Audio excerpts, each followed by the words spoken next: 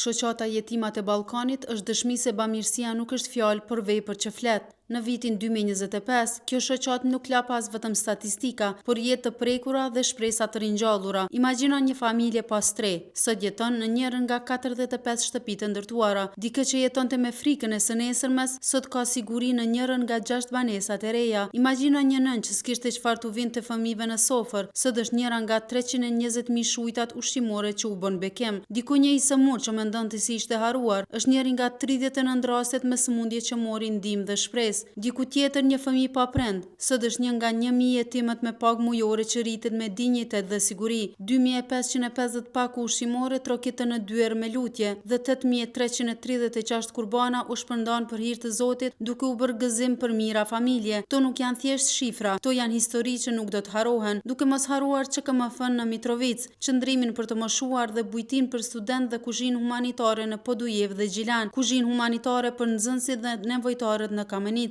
thertore gjigante në Suharek. Jetimat e Ballkanit po ndërtojnë më shumë se objekte, po ndërtojnë shpresë, po kthejnë dinjitete dhe po mbjellin mirësi që vazhdojnë të jap fryte. Bamirës, Zoti kur mos ju humbt.